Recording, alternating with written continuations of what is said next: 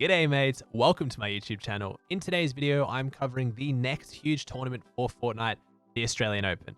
The Australian Open is a $500,000 Fortnite LAN event happening in Melbourne, Australia on February 1st and 2nd.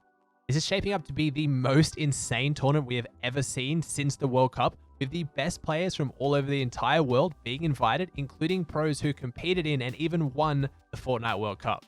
I'll cover all the pros who are going a bit later in the video, but first, let's break down how this tournament is going to work. It's going to be a 2-day event made up of a $100,000 Celebrity Pro-Am Trios event happening on the first day. We are assuming this is much like Twitch Rivals event with 2 pros and 1 content creator or celebrity. Day 2, however, will be the one that most of you competitive Fortnite fans want to watch out for. It's a $400,000 solos tournament, with first taking out $100,000 and last getting a minimum of $2,000. If you are new to competitive Fortnite, you may have not seen the Australian Open last year, as it occurred in January of 2019 when large-scale Fortnite LAN tournaments were still in their infancy. It was, however, an insane tournament with a $500,000 prize pool, which saw X2 twins Jesse take out first place and $100,000.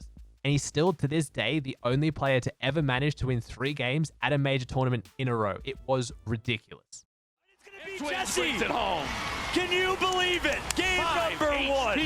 Jesse picking up a back-to-back.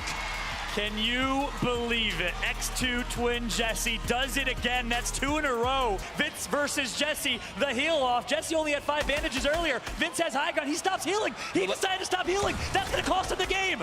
Are you kidding me? Oh my goodness.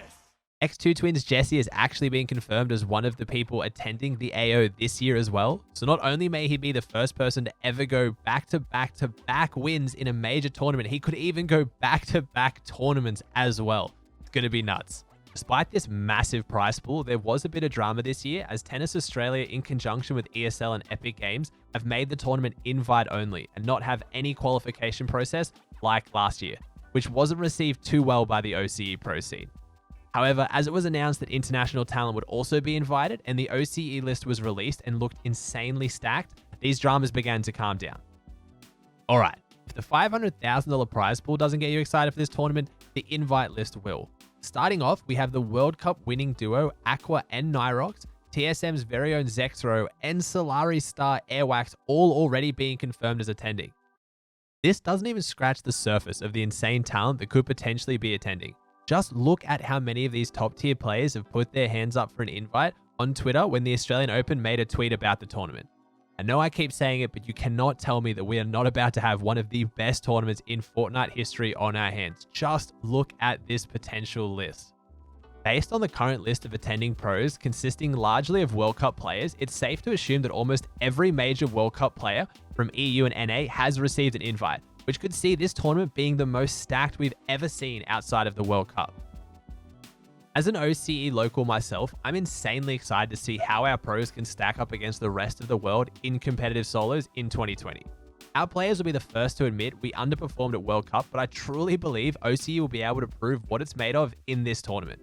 In saying that, it does look like OCE is making up the vast majority of the players, currently sitting at 50 of the confirmed 60 players that are going so far.